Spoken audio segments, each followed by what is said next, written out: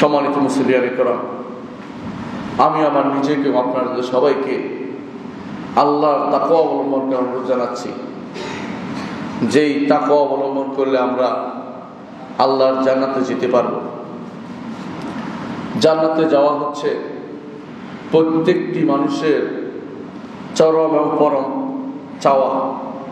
প্রত্যেকে চায় যে জান্নাতে যেতে। জান্নাতে যাওয়াই আমার উদ্দেশ্য হওয়া উচিত। দুনিয়াতে যত কিছু করি, যদি জান্নাতে যেতে না পারি, আমার জীবনের কোনো মূল্য নেই। জীবন পুরোটাই ব্যর্থ হয়ে যাবে যদি জান্নাতে যেতে না পারি। আর যদি কোনো জান্নাতে যেতে পারি, তাহলে জীবন সার্থক হবে। ফামান যুহজিহা আনিন নারি ওয়া উদখিলাল জান্নাতা ফাকাদ ফাজ ওয়া মাল হায়াতুদ দুনিয়া ইল্লা মাতাউল গুরুর।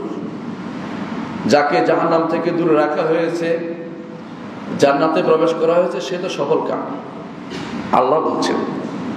আর দুনিয়ার জীবন ধোঁকার সামগ্রী ছাড়া কিছুই না। আপনাকে ভুলিয়ে রাখে। ইন্নামাল হায়াতুদ দুনিয়া লাহবুন ওয়া লাইবুন ওয়া যিনাতুন ওয়া তাফাখুরুন। লাহবুন ওয়া লাইবুন, কিছুদিন আপনি ভুলিয়ে রাখে আপনাকে। ছোট অবস্থায় বাচ্চারা ভুলে থাকে, তারপর একটু বড় হলে খেলাধুলায় মত্ত হয়ে যায়, তারপরে নিজের সৌন্দর্য বর্ধনে লিপ্ত হয়ে যায় যিনাতুন। এরপরে তাফাখুরুন, এরপরে গর্ব অহংকার করতে থাকে, সন্তান আমার এত আছে, সম্পদ আমার এত আছে। এরপরে আল্লাহ তাআলা উদাহরণ দিচ্ছেন বৃষ্টির মতো। বৃষ্টি যখন নাজিল হয়, গাছ বড় হয়, হতে হতে এক সময় বিশাল আকার ধারণ করে, পরে আবার শুকিয়ে সেটা মরে যায়। দুনিয়ার জীবনটা এর চেয়ে বেশি কিছু না। নিজের দিকে তাকান, ছোট ছিলেন, এরপরে যখন ভুলে রাখতো বাবা মা, এরপরে যখন একটু বড় হয়েছেন খেলাধুলায় মত্ত হয়েছেন, এরপর একটু যখন বড় হয়েছেন তখন নিজের সৌন্দর্য বর্ধনের দিকে তাকাইছেন। কোন কাপড়টা সুন্দর, কোনটা দেখতে সুন্দর, আধুনিক যে সমস্ত মিডিয়া বের হয়েছে এগুলি কোনটা কিনতে হবে, প্রয়োজনে বাবা মার উপর চাপ সৃষ্টি করেছেন, হুন্ডা কিনতে হবে, এটা কিনতে হবে, ওইটা কিনতে হবে, যিনাতুন। এরপরে যখন বিয়ে শাদী করেছেন, তাফাখুরুন বাইনাহুম ফিল আমওয়াল ওয়াল আওলাদ, সন্তান এবং সম্পদ নিয়ে অহংকার। এখন আমার সন্তান এই হয়েছে, আমার সম্পদ এত আছে, এরপরে আর কিছু নাই, আবার পিছনের দিকে চলে গেছে। সুম্মা রাদাদনাহু আসফালা সাফিলিন, আবার নিচের দিকে চলে যায়। দুনিয়ার জীবনটা আসলে ধোঁকার সামগ্রী, ধোঁকা দিচ্ছে আপনাকে। এই দুনিয়ার পুরো জীবনটাতে যদি আপনি আল্লাহর জন্য কাজ করে যেতে পারেন, তাহলে আপনি সফল হতে পারবেন। এই সফলতার মূল চাবিকাঠি হচ্ছে তাকওয়া। তাকওয়া ছাড়া আপনি সফল হতে পারবেন না। এই জন্য জান্নাতে যেতে হলে তাকওয়া লাগবে। এই তাকওয়াটা কি জিনিস? যার ঈমান নাই তার তাকওয়া নেই, যার আমলে সালেহ নাই তার তাকওয়া নেই। এই জন্য তাকওয়া হচ্ছে ঈমান এবং আমলে সালেহ। তাহলে জান্নাতে যেতে হলে এক কথা লাগবে তাকওয়া। তাকওয়া অর্থ হলো বেঁচে থাকার জিনিস। বেঁচে থাকবেন কোত্থেকে? যা আপনাকে কষ্ট দিবে, যা আপনাকে বিপদে ফেলবে, তা থেকে বাঁচার জন্য একটা অবলম্বন গ্রহণ করার নাম হচ্ছে তাকওয়া। আপনি যখন কাঁটাযুক্ত পথে চলেন তখন গুছিয়ে চলেন, কাদায় যখন চলেন গুছিয়ে চলেন। কেন? কাপড়ে ময়লা লেগে যাবে। এই যে গুছিয়ে চলা, সারা দুনিয়ার জীবনে প্রত্যেকটা মুহূর্ত আপনার গুছিয়ে চলতে হয়, যে আমার পবিত্র আঁচলে যেন খারাপ কিছু লাগে না যায়, আমি যেন গুনাতে লিপ্ত না হয়ে পড়ি, আমি যেন শিরকে লিপ্ত না হয়ে পড়ি, আমি যেন অন্যায় আচরণ না করে বসি, আমি যেন বিদআত না করি। আমার পুরো জীবন যেন এরকম হয় যে আমি আমার রবের জন্য সময়টা কাটিয়ে দিতে পারি, জীবনটা কোনো রকমের কষ্ট করে ইবাদতের মাধ্যমে কাটাতে পারি, ঈমান এবং আমলে সালেহ কাটিয়ে দিতে পারি। আপনি সফল, আপনি সফল। আল্লাহ তাআলা আপনাকে সফল ঘোষণা করেছেন। ফাকাদ ফাজা, সেই ব্যক্তি সফল হয়ে গেছে যাকে জাহান্নাম থেকে দূরে রেখে জান্নাতে প্রবেশ করানো হয়েছে। আর এই জন্য এই তাকওয়া, বেঁচে থাকার জিনিসটার মধ্যে অর্থ হচ্ছে আপনাকে শিরিক থেকে বাঁচতে হবে, আপনাকে কবিরা গুনাহ থেকে বাঁচতে হবে, আপনাকে হারাম থেকে বাঁচতে হবে, আপনাকে বেদাত থেকে বাঁচতে হবে, আপনাকে যাবতীয় গুনাহ থেকে বাঁচতে হবে। এই সমস্ত কিছু থেকে বেঁচে থাকার জন্য যে জিনিসটা দরকার তা হচ্ছে আল্লাহ সচেতনতা দরকার। এই জন্য তাকওয়া শব্দটা তো শুধু ভয় করা না, আশা করার তো তাকওয়া। আল্লাহর কাছে আশা করতে হবে, আল্লাহর আল্লাহকে ভয় যেমন করতে হবে, আল্লাহকে ভালোবাসতে হবে। আশা, ভয়, ভালোবাসা তিনটে দিয়ে আল্লাহর ইবাদত করতে হয়। ঈমানদারের তিনটি জিনিসের মধ্যে সমন্বয় সাধন করে। একটি পাখির যেমন নেভিগেশনের জন্য দুটি ডানা লাগে, একটা বডি লাগে, ঈমানদারের মূল আল্লাহর ইবাদত করতে হলে ভালোবাসা লাগে। আর দুটি ডানা লাগে, যে দুটি দিয়ে সে বিচরণ করতে পারে, সেটা হচ্ছে ক্ষণিক ভয় থাকবে, ক্ষণিক আশা থাকবে। ভয় থাকবে আল্লাহ যদি আমার আমল কবুল না করেন তো আমি জাহান্নাম যেতে হবে, যদি না শিরকি লিপ্ত হয়ে যায় জাহান্নামে যেতে হবে, যদি বড় কবিরা গুনাহ করে ফেলি জাহান্নামে যেতে হবে, যদি শিরিক করে ফেলি জাহান্নামে যেতে হবে, বেদাত করে ফেললে জাহান্নামে যেতে হতে পারে। এই সমস্ত কারণে এটার ভয় এসে থাকবে। আবার আশা থাকবে, আমি চেষ্টা করে যাচ্ছি, আমার রব তিনি তো বলেছেন বান্দা যদি এক হাত এগিয়ে আসে আমি তার দিকে একবার এগিয়ে আসি, একবার এগিয়ে আসি। সেই হিসাবে একজন মানুষ সবসময় চিন্তা করতে থাকবে যে আমি শুধুমাত্র আমার রবের দিকে যাচ্ছি।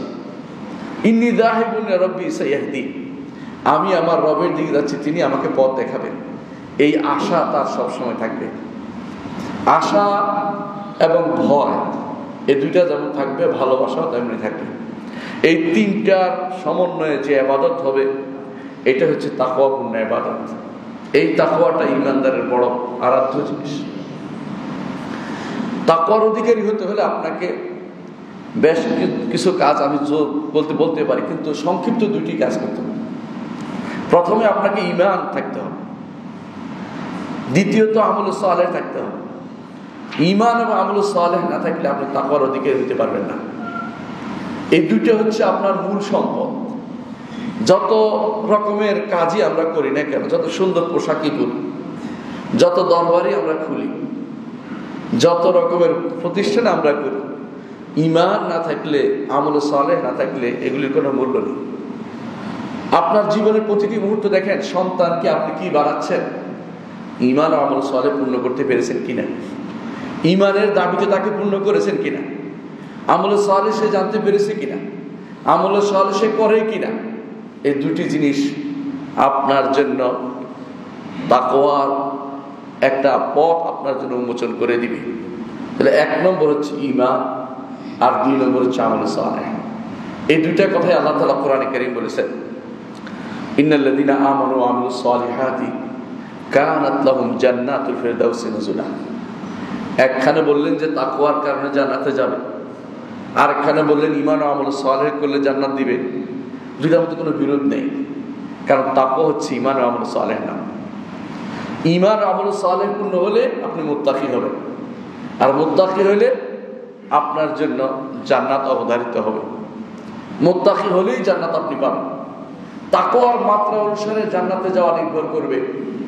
যদি তাকওয়ার মাত্রা সর্বোচ্চ হয়, যদি আপনি ঈমান ঠিক রেখেছেন, ফরজগুলি আমল করেছেন, নফলগুলিও করে যাচ্ছেন, আপনি তো মরছেন, আপনি অনেক উপরের তবকার মানুষ।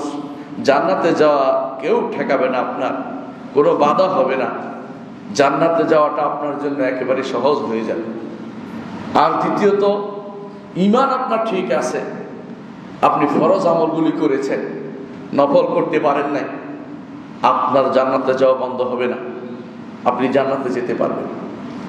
ঈমান ঠিক রেখেছেন, ফরজ আমলে ত্রুটি হয়েছে কিন্তু করেছেন, মেনেছেন, চেষ্টা করেছেন, তারপরও আপনি এক সময় না এক সময় জান্নাতে যাবেন।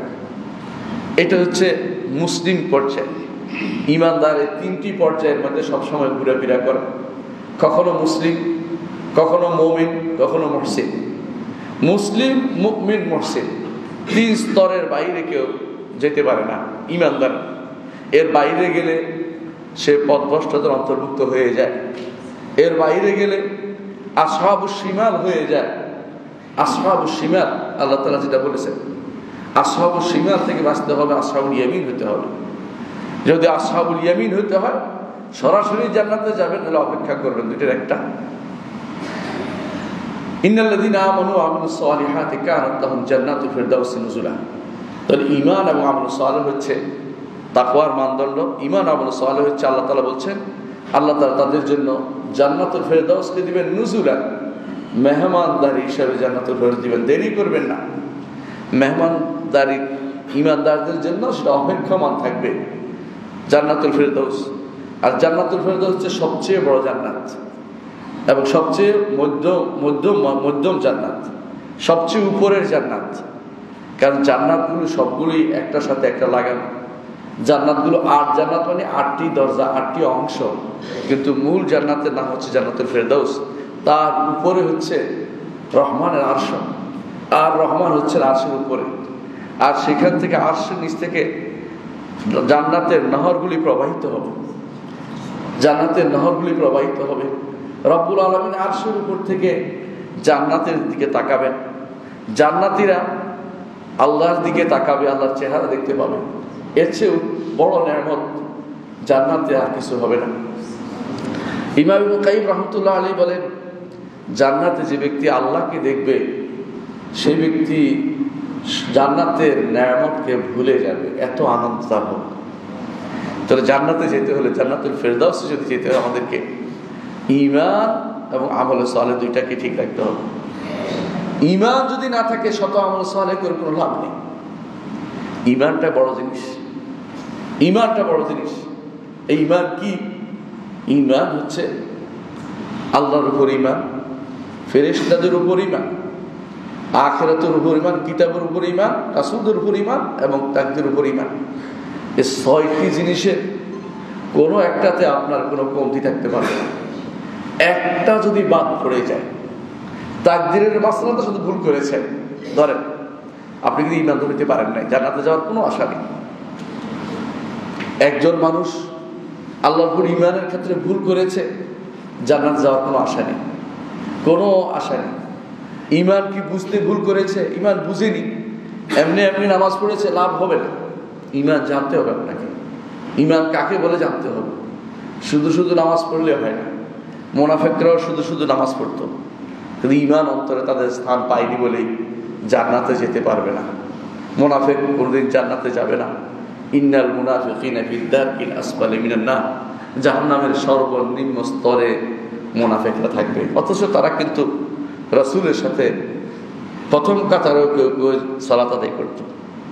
আপনার অন্তরে মুনাফিকি আছে কিনা আপনি চিন্তা করে দেখুন। অন্তরে মুনাফিকির বিষয়টি সাহাবায়ে কেরাম এতই ভয় করতেন। ওমর রাদিয়াল্লাহু আনহু হুযায়ফা ইবনে ইয়ামান রাদিয়াল্লাহু আনহুকে জিজ্ঞাসা করেছেন, হুযায়ফা আমাকে বলো, রাসূলুল্লাহ সাল্লাল্লাহু আলাইহি ওয়াসাল্লাম যাদের কথা ঘোষণা করেছেন যে এরা মুনাফিক, তাদের ভিতরে কোনো আমার নাম আছে কিনা?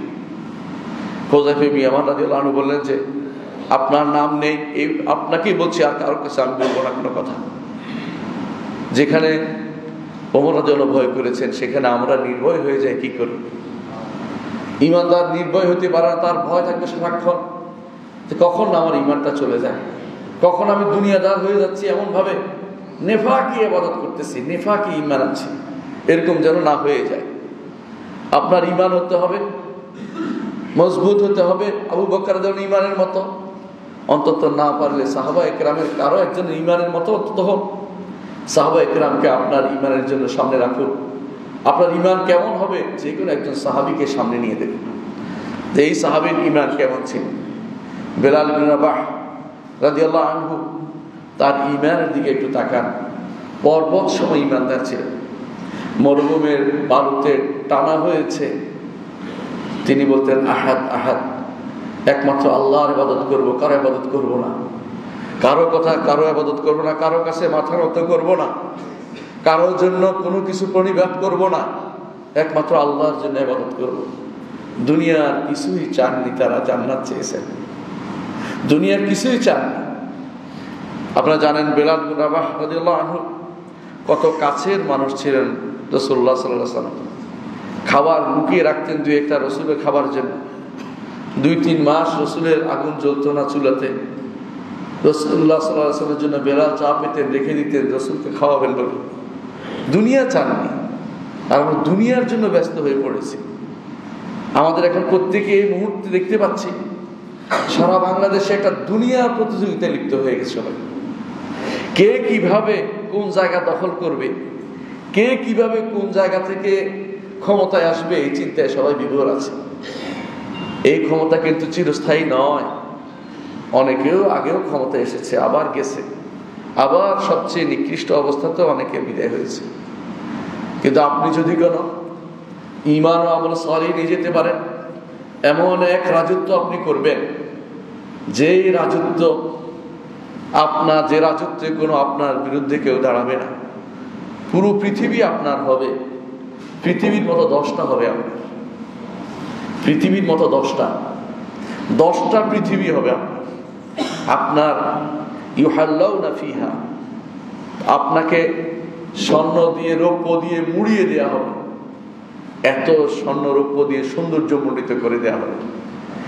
আপনি চিন্তা করতে পারেন নাই দুনিয়ার জীবনে কিছু স্বর্ণ কেনার জন্য কত 2 নম্বরই করেছি আমরা, কিন্তু আখিরাতে এগুলি এমনি পেয়ে যাবেন। আপনার রাজত্বের ব্যাপারে কেউ কোনোদিন আপনার সাথে কোনো বিরোধ করতে আসবে না। আখিরাতটাকে যদি কোনো প্রাধান্য দিতে পারি তাহলে জান্নাত পাবো। বাল তুসিরুনাল হায়াতাদ দুনিয়া ওয়াল আখিরাতু খায়রুন ওয়া আবকা। দুনিয়ার জীবনকে তোমরা প্রাধান্য দিচ্ছ, আখিরাত তো খায়র, কল্যাণের, আবকা এবং চিরস্থায়ী, কোনোদিন নিঃশেষ হবে না। এই রাজত্ব কোনোদিন যাবে না। একবার রাজা হয়ে দেখেন আখিরাতের কোনোদিন যাবেন না। রাজা হতে বেশি সময় লাগবে না, শুধু ঈমান ও আমল সালেহ নিয়ে পড়তে হবে, এরপরেই আপনি রাজা। কবরে গেলেই আপনার রাজত্ব শুরু হয়ে যাবে।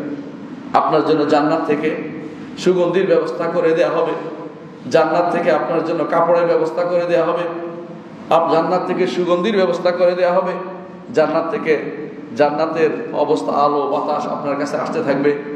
আপনি মরার পর থেকেই শুরু হয়ে যাবে আপনার সেই জীবন। ওই জীবনে যেতে হলে ঈমান ও আমল সালেহকে আপনার অবশ্যই ঠিক রাখতে হবে। এই মৃত্যু পর্যন্ত ঈমান ও আমল সালেহ ঠিক রাখতে হবে। মৃত্যু, ওয়া'বুদ রাব্বাকা হাত্তা ইয়াতিয়াকাল ইয়াকিন, মৃত্যু না আসা পর্যন্ত আপনার রবের ইবাদত করে যেতে হবে। এ ব্যাপারে কোনো খান্তি দেওয়া যাবে না। কিছুদিন তো করেছি, কিছুদিন অন্য কিছু করি, তা নয়। সব সময় আপনাকে আল্লাহর ইবাদতের মধ্যে পুরো সময়টা কাটাতে হবে। এই জন্য রাসূলুল্লাহ সাল্লাল্লাহু আলাইহি ওয়াসাল্লাম যুবকদেরকেও প্রশংসা করেছেন, যুবকদেরকে বলেছেন শাবুন নাশা ফি ইবাদাতিল্লাহ, যে যুবক আল্লাহর ইবাদতে বড় হয়েছে সেই যুবককে আরশের নিচে ছায়া দিবে। আরশের নিচে যে ব্যক্তি ছায়া পাবে, বাকি আর কিছু বলার লাগবে না, বাকিটা একদম সহজ। আরশের নিচে ছায়া যদি আপনি পেতে পারেন, বাকিটা একদম সহজ, কারণ সেখান থেকে আর কোনো কষ্টের জায়গা আপনি আর পাচ্ছেন না। আরশের নিচে শুধু জান্নাতীরাই শুধুমাত্র ছায়া পাবে, কোনো কাফেরের ছায়া সেখানে হবে না, কোনো বড় ধরনের পাপিষ্ঠের ছায়া সেখানে পাবে না। আরশের নিচে ছায়া পাওয়ার জন্য আপনাকে এই ঈমান ও আমল সালেহ নিয়ে আসতে হবে হাশরের মাঠে, তাকওয়া নিয়ে আসতে হবে হাশরের মাঠে।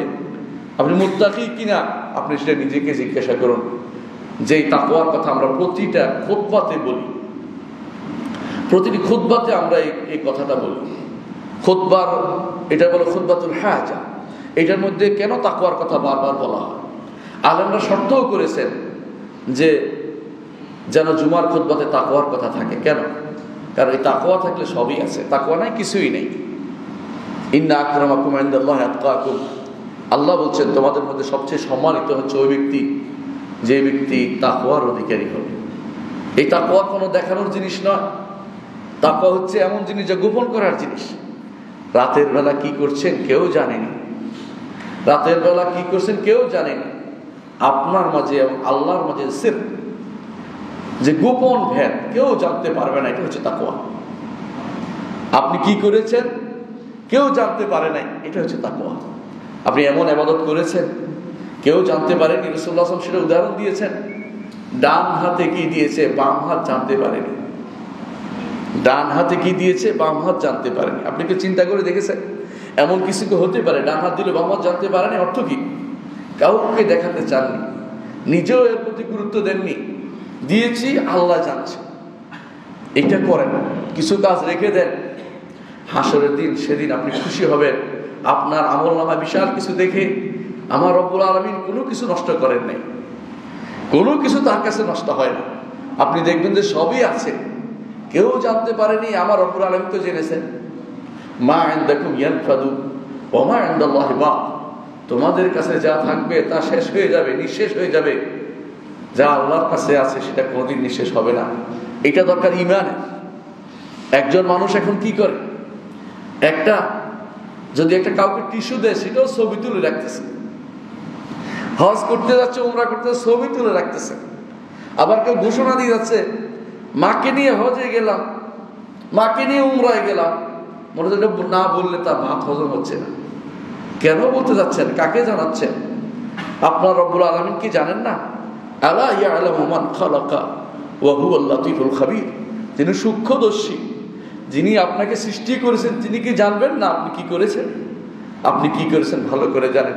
হুয়া আ'লামু বিকুম ইয আনতুম আজিন্নাতুন ফি বুতুনি উম্মাহাতিকুম, যিনি তোমাদেরকে ভালো করে জানেন যখন তোমরা ছিলে তোমাদের মায়ের পেটে ভ্রূণ হিসাবে ছিলে।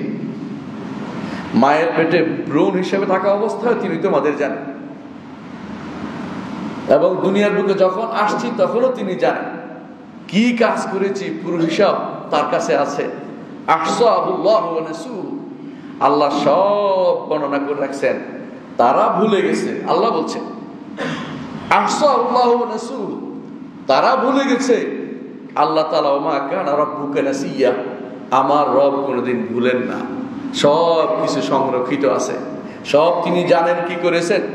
তারপরেও সাক্ষী হিসাবে করেছেন, ফেরেশতাদেরকে লিখতে বলেছেন, ফেরেশতারা লিখছে। ফেরেশতারা কোনো কিছু বাদ দিচ্ছে না। মা ইয়ালফিযু মিন কাওলিন ইল্লা লাদাইহি রাকিবুন আতীদ, যেই কথাই বের হচ্ছে সেই কথাই লিখে ফেলতেছে, কোনো কিছু বাদ যাচ্ছে না। সেদিন আপনি বলবেন মা লিহাযাল কিতাবি লা ইউগাদিরু সগীরাতান ওয়ালা কাবীরাতান ইল্লা আহসাহা, এই কিতাবের কি হলো, ছোট বড় সবই তো লিখে ফেলেছে, কোনো কিছুই তো বাদ দেয় নাই। সেদিন বলবেন যে সবই লিখে ফেলছে কেন? সেদিন ভয় পাবেন। সেদিন ঈমানদার আল্লাহর কাছে শুধু ভয়ে ভীত থাকবে। আল্লাহ তাআলা ঈমানদারকে পার করে দিবে, গুনাহ হবে না তা না, গুনাহ তার হবে, কিন্তু সে যখন স্বীকৃতি দিবে, দুনিয়ার বুকেও সরল স্বীকৃতি সে দিয়েছিল। সরল স্বীকৃতি কি? সে বলেছিল যে আমি সব গুনাহ করেছি, সে বলেছিল আমি প্রকাশ্য গুনাহ করেছি, সে বলেছিল আমি অপ্রকাশ্য গুনাহ করেছি, সে বলেছিল দুনিয়ার বুকে ওয়া ইন্নাহু লা ইয়াগফিরুয যুনুবা ইল্লা আনতা, আপনি ব্যতীত কেউ ক্ষমাকারী নেই। হাসরের দিন আল্লাহ তাআলা তাকে ডেকে বলবেন, তার উপর তিনি তাকে গোপন করে একান্ত করে তাকে জিজ্ঞাসা করবেন, এগুলি কি তুমি করেছিলে? সে বলবে হ্যাঁ করেছিলাম। আল্লাহ তাআলা বলবেন সাতারতুহা লাকা ফিদ দুনিয়া ওয়া আনা আস্তুরুহা আল-আন, দুনিয়ার বুকে এগুলি গোপন রেখেছিলাম, আজকেও তোমাকে গোপন করে পার করে দিলাম। আল্লাহু আকবার। ঈমানদারের এছাড়া কোনো গতি নেই। ঈমানদার চাইবে যে কোনো অবস্থায় সে যেন পার পাওয়ার চিন্তা করবে। আল্লাহ তো সব জানে, সব দেখছেন, তার ক্ষমতার বাইরে আমরা কেউ যেতে পারবো না। সুতরাং সবসময় চিন্তা করবে যে আল্লাহ যেন আমাকে পার করে দেয়, আল্লাহ যেন আমাকে পার করে দেয়, গোপন করে দেয়। তিনি সিদ্দিক, তিনি সবকিছু গোপন করেন, তিনি গোপন করে যেন আমাকে পার করে দেন, এই চিন্তা তার সবসময় মাথায় থাকবে। সেটা করলে আপনি সেদিন ঈমানদার শুধুমাত্র এই জন্য পার পেতে পারবে। আর যে ব্যক্তি দুনিয়া তো মুনাফিকি করেছে, অতি চালাক হয়েছে, বেশি ভণ্ডামি করেছে, মানুষকে দেখিয়ে বেরিয়েছে, সেদিন সে বলবে আমি তো এগুলি গুনাহ করেছি, আমার মনে হচ্ছে না, অস্বীকার করবে। আল্লাহ তাআলা তখন আমল নামা তার হাতে দিবে, আমল নামা পড়ে বলবে এগুলি তো আপনার ফেরেশতা লিখেছে, আমি তো দেখিনি, আপনার ফেরেশতা কি লিখেছে আমি তো বলবো না, আমি তো জানি না এগুলো। তখন আল্লাহ তাআলা বলবেন, মুখ বন্ধ করে দিবেন যে তোমার হাত পা চামড়া সাক্ষ্য দিবে। ওয়াকালু লিজুলুদিহিম লিমা শাহিদতুম আলাইনা, তারা তখন বলবে চামড়াকে কেন আমাদের বিরুদ্ধে তুমি সাক্ষ্য দিচ্ছ? ক্বালু আনতাকানাল্লাহুল্লাযী আনতাকা কুল্লা শাইইন ওয়া হুয়া খালাকাকুম আউওয়ালা মাররাতিন ওয়া ইলাইহি তুরজাউন। ওই আল্লাহ আমাদেরকে নির্দেশ দিচ্ছে কথা বলতে, যে আল্লাহ সব কিছুকে কথা বলার নির্দেশনা দিয়েছেন আগে, তিনি তোমাদেরকে আগে সৃষ্টি করেছেন, তার নির্দেশ আমাকে পালন করতেই হবে, আমি তোমার সব কথা বলে দিব। অপমান আর অপমান ছাড়া কিছু থাকবে না। গাদ্দার লেওয়া থাকবে, গাদ্দারি করেছে এই জন্য তার পিছনে লাগিয়ে দেওয়া হবে যে একটা ঝান্ডা, এই গাদ্দার লাগিয়ে দেওয়া হবে। এত চালাক হওয়ার দরকার নেই দুনিয়ার মুখে। মানুষ এখন মনে করে কাউকে ঠকাতে পারলে, কাউকে কোনোভাবে যদি কোনো বিভিন্নভাবে তাকে প্রতারণার শিকার করতে পারে, মনে হয় খুব চালাক মানুষ, বুদ্ধিমান মানুষ। কিন্তু এই বুদ্ধি দিন বেশি দিন থাকবে না। বুদ্ধিটা কবর পর্যন্ত বুদ্ধিটা চলবে, কবর পর্যন্ত। আল্লাহ তাআলা যেটা বলেছে, আলহাকুমুত তাকাতুর হাত্তা যুরতুমুল মাকাবির, কবরে যাওয়া পর্যন্ত তোমাদেরকে ভুলিয়ে রাখবে কিভাবে মানুষকে ঠকাতে পারি, কিভাবে বেশি অর্জন করতে পারি। কিন্তু কবরে গেলে সব শেষ হয়ে যাবে, কিছুই থাকবে না, সব শেষ। প্রথম রাত্রিতে বুঝতে পারবেন আপনি কত ভালো ছিলেন। প্রথম রাত্রিতে আপনার খবর হয়ে যাবে আপনি কত ভালো কাজ করেছেন। ওসমান ইবনে আফফান রাদিয়াল্লাহু আনহু যখন কবরের কাছে যেতেন, খুব কান্নাকাটি করতেন। তখন তাকে জিজ্ঞাসা করা হলো, জান্নাত জাহান্নামের কথা আলোচনা হয়তো কাঁদেন না, কিন্তু কবরের ব্যাপারে এত কাঁদেন কেন? তখন তিনি বললেন যে কবর হচ্ছে এমন এক জায়গা যেখানে আমার হিসাব শুরু হয়ে যাবে। এই জান্নাত জাহান্নাম তো পরের বিষয়, সুপারিশের মাসলা পরে আসবে। এখানে তো কারো সুপারিশ করতে আসবে না। ঈমান থাকলে সুপারিশ আসবে তখন আসরের মাঠে, কিন্তু এখানে তো সুপারিশ শুরু হবে না, এখানে শুধু আযাব শুরু হয়ে যাবে। এই জন্য কান্নাকাটি করতে আরম্ভ করে। আমরা অনেক মানুষকে কবরে দেই, কিন্তু নিজে একটু চিন্তা করি না যে কবরে কিন্তু এই কবরটা আমার জন্য তৈরি হয়ে আছে। অনেক মানুষ জানে না যে তার জন্য তৈরি হয়ে আছে। অনেকে আছে কারোর জন্য চিন্তা করতেছে, ডাক্তার কাছে দৌড়াদৌড়ি করতেছে, ওষুধ খাওয়াবে তাকে, দেখা গেল সে নিজে একসময় মরে গেছে। যার জন্য ওষুধ নিয়ে দৌড়াদৌড়ি করছে হয়তো আরো অনেক বছর বেঁচে আছে। এরকমই সত্য আপনাদের চোখের সামনে অনেকেই দেখতে পাবেন। আপনার জন্য অপেক্ষা করছে, কবর অপেক্ষা করছে। এই কবর থেকে আপনার আমল নামার ভাগ হয়ে যাবে। আপনি কি নেককার ছিলেন, জান্নাতের ফল পাবেন, না বদকার ছিলেন, জাহান্নামের ফল আপনি পাবেন। কবরে আপনার সব কিছু খবর হয়ে যাবে। সেই জন্য জান্নাতে যেতে আমরা সবাই চাই, কে না চাই? সবাই চাই আমরা জান্নাতে যেতে। জান্নাত যেতে চাই, কিছু জান্নাতের আমল করতে হবে। 1 নম্বর হচ্ছে ঈমান ঠিক রাখতে হবে। দ্বিতীয় হচ্ছে আমলে সালেহ করতে হবে, নেক আমল করতে হবে, নেক আমল করতে হবে। আল্লাহ তাআলা কোরআনে কারীম বলেছেন, ঈমানের কথাও বলেছেন তিনি সূরা কাহফের শেষ আয়াত সমূহ আপনি দেখেছেন। এরপরে শেষ আয়াত সমূহ উল্লেখ করেছেন। আবার আমলে সালেহ, তিনি যদি স্বামীকে কষ্ট দেয়, তারা তখন বলতে থাকে, কেন তাকে কষ্ট দিচ্ছ? কিছুদিনের মেহমান শুধুমাত্র সে তোমার কাছে, ও চিরে আমাদের কাছে চলে আসবে। মানে তখন যদি জান্নাতি আপনি হন, আর জান্নাতি না হলে আপনার জন্য কিছু অপেক্ষা করে নেই। হারাম যদি ত্যাগ করতে পারেন, বর্তমান সময়ে চোখকে হেফাজত করতে পারেন, হারামটা পরিত্যাগ করার জন্য যদি সাহস করতে পারেন, আপনার জন্য এরকম একটি বিশাল সুযোগ অপেক্ষা করছে। যদি ঈমান থাকে, এটাকে আপনি কাজে লাগান। আর লম্বা আলোচনা করব না, অনেক আলোচনার কথা ছিল, কিন্তু সময় আমাকে সহযোগিতা করছে না। আমি শুধু এটুকুই বলবো, জান্নাতে আপনাকে সবাইকে যেতে হবে। জান্নাতে যাওয়ার জন্য আমলে সালেহ খুঁজুন। কোরআন এবং সুন্নাহ যেখানে আমলে সালেহ বলা হয়েছে সেগুলো আমাদেরকে করতে হবে। এর বাইরে নিজের মন মতো আমলে সালেহ বানানোর কোনো প্রয়োজন নেই। অনেক আমলে সালেহ আছে ভাই, বিশ্বাস করে এগুলো আমল শেষ করতে পারবেন না। কেন আমলে সালেহ বানাচ্ছেন? নিজের কথা হতে আমল বানাচ্ছেন, বানিয়ে আমল করবেন না। আল্লাহ এবং তার রাসূলের নির্দেশিত যে আমল, সেটাই শুধুমাত্র আমরা করি।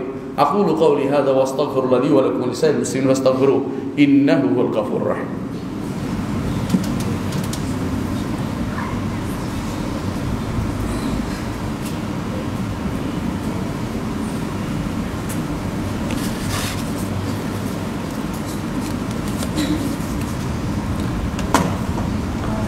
ইন্নাল হামদালিল্লাহ নাহমাদুহু ওয়া নাস্তাঈনুহু ওয়া নাস্তাগফিরুহু ওয়া নাউযু বিল্লাহি মিন শুরুরি আনফুসিনা ওয়া মিন সাইয়্যাতি আমালিনা মান ইয়াহদিহিল্লাহু ফালা মুদিল্লা লাহু ওয়া মান ইউদ্লিল ফালা হাদিয়া লাহু ওয়া আশহাদু আন লা ইলাহা ইল্লাল্লাহ ওয়াহদাহু লা শারীকা লাহু ওয়া আশহাদু আন্না মুহাম্মাদান আবদুহু ওয়া রাসূলুহু।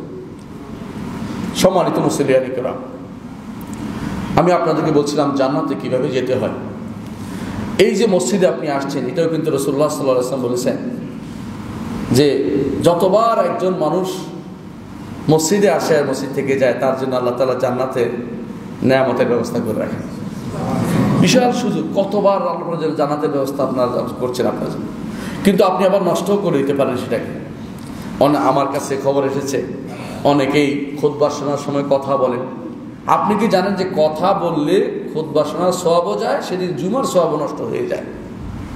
সেদিন আপনি বড় ধরনের অপরাধ করলেন। এজন্য কেউ যদি বলে চুপ করো, সেটাও তার সব নষ্ট করে দেয়। হাত দিয়ে ইঙ্গিত করে শুধু বন্ধ করতে হবে, আমি শুধুমাত্র কথা বলতে পারবো না, কথা বলা নিষেধ। এখানে কথা বলা যায় না, এটা মনে রাখতে হবে। এজন্য বাচ্চাদেরকেও যদি জানাবেন যে কথা বলা যায় না, বাচ্চারাও কথা বলবেন, আপনারাও কথা বলবেন না। কথা বললে সব নষ্ট হয়ে যায়। কথা বললে জুমাতে আসা, কষ্ট করে আসা সব আর থাকে না। এই জন্য কথা বলবেন না জুমার সময়। অন্য সময় আসেন মসজিদে, অন্য কোনো উদ্দেশ্যে আসলে আপনি সবটা পাবেন না। আপনি মসজিদে সলাতের জন্য আপনাকে আসতে হবে।